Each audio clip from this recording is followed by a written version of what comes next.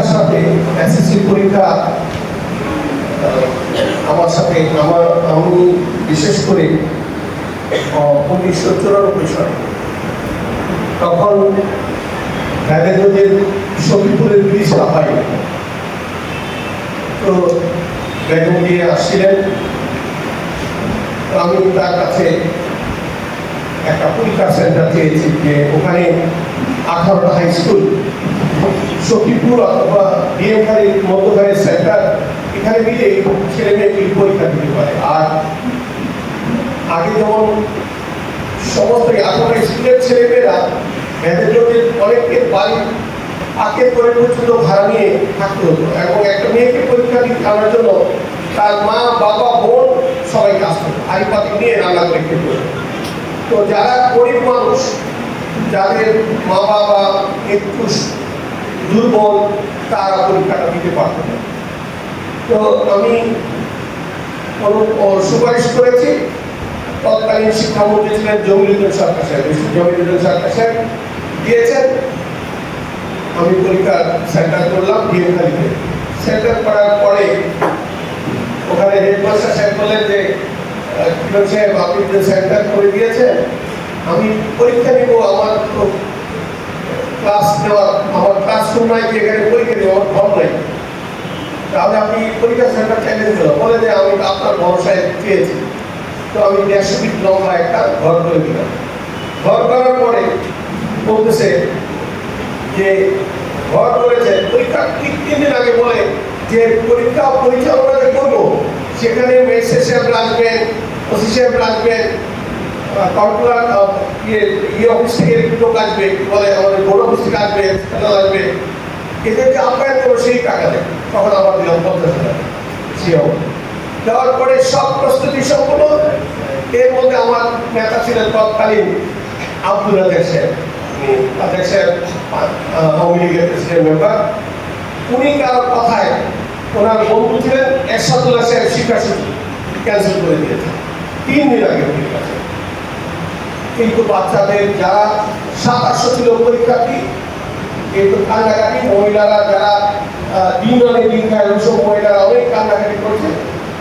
আমি তাৎক্ষণিক এডিসিকে জিজ্ঞেস করলাম, মাননীয় প্রধানমন্ত্রী অফিসে আছেন? বললে হ্যাঁ আছে। আমি বললাম আমি একটু দেখা করবো, বলে যে চলে আসে। আমি দেখা করলাম, দেখা করতে গেলাম, তো উনি আগে বলে রেখেছে যে ইমাম সাহেব আসবে, আপনার সাথে দেখা করতে আসবো।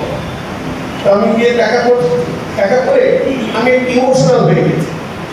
কি হয়েছে? আমি বললাম ম্যাডাম পরীক্ষা। আবার জিজ্ঞেস করছে, বলে যে কি হয়েছে? আমি বললাম ম্যাডাম পরীক্ষা।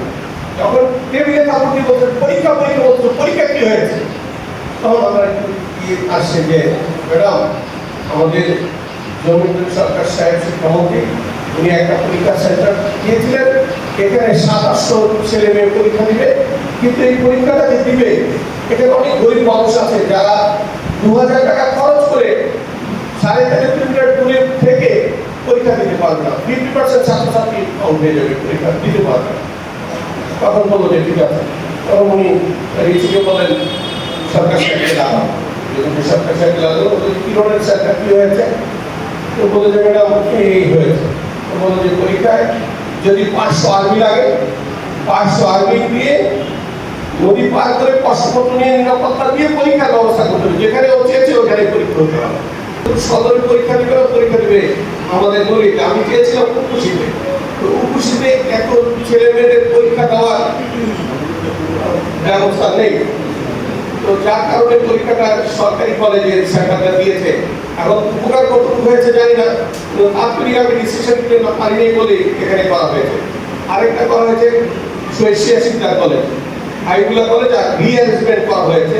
যেমন হাইগুলা কলেজের, শরীফুল্লাহ কলেজের ছেলেমেয়েরা ভ্যালুলজি দিয়ে পরীক্ষা দিতে হতো, এগুলি মোটামুটি দেওয়া হয়েছে।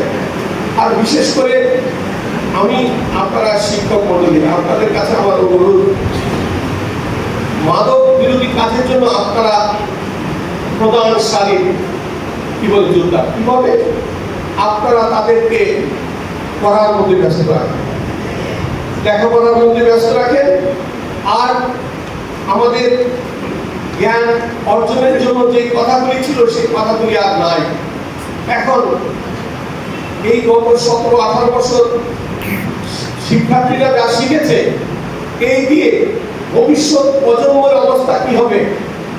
আমি আমার এখানে নরসিংদী সরকারি কলেজ থেকে একজন মাস্টার্স করে এসেছিলেন, তাকে আমার ডেলিগেট জিজ্ঞেস করতেছে যে 122 টাকা থেকে 19.5 টাকা বাদ দিলে কত টাকা পাবে? আধা ঘন্টা সে কুচু করেছে, তার ঘাম বেড়ে গেছে। এই হলো লেখাপড়ার অবস্থা। আপনি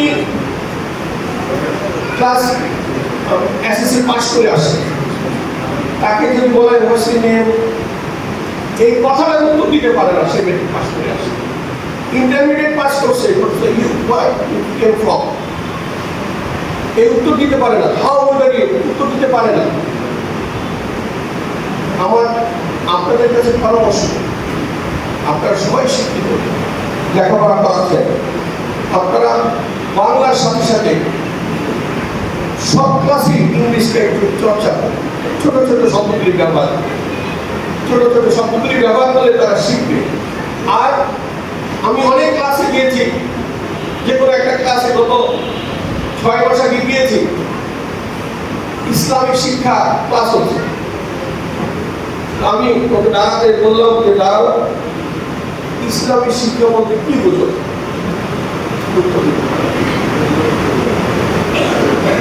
আগে আমরা কম্পিটিশনে সামনের সিটে বসার চেষ্টা করতাম যে স্যার আমাকে জিজ্ঞেস করুন। এখন স্যার চোখের দিকে তাকে আমার জিজ্ঞেস করে আমার কোন বিপদে পড়ি।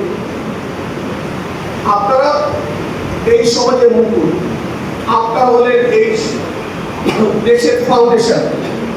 আচার আচরণ, লেখাপড়া, জ্ঞান অর্জনের জন্য আপনারা হলেন প্রথম সারির যোদ্ধা। আপনারা আন্তরিকতার সাথে যদি এই দায়িত্ব পালন করেন, আমি বিশ্বাস সমাজ ব্যবস্থার পরিবর্তনের পাপমার্কে আপনাদের জড়িত অনেক বেশি, একটা পার্সেন্টেজ হয়ে যাবে আপনাদের কথা।